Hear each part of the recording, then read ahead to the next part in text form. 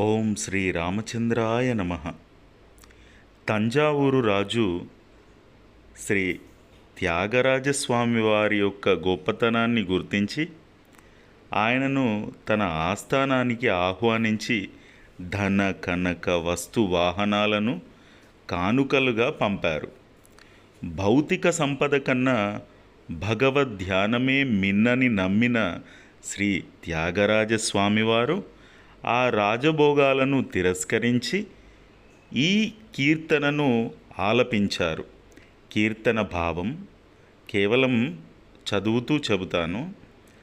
పల్లవి: నిధి చాలా సుఖమా, రాముని సన్నిధి సేవ సుఖమా, నిజముగా బల్కు మనస.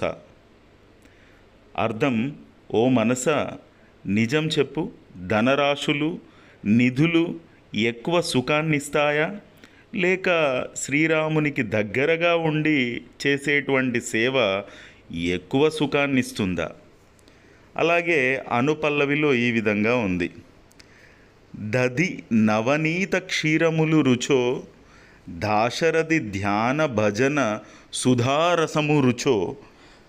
అయితే దీని యొక్క అర్థము, పెరుగు, వెన్న, పాలు రుచిగా ఉంటాయా, లేక శ్రీరాముని ధ్యానము భజన అనేటువంటి అమృత రసము రుచిగా ఉంటుందా?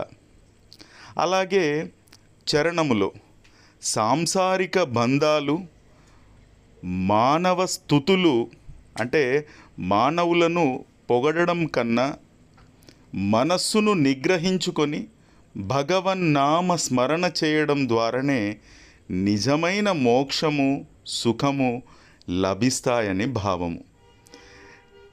నిధి చాలా సుఖమా అనేది శ్రీ త్యాగరాజస్వామి వారు రచించినటువంటి ప్రసిద్ధ ఆధ్యాత్మిక కీర్తన.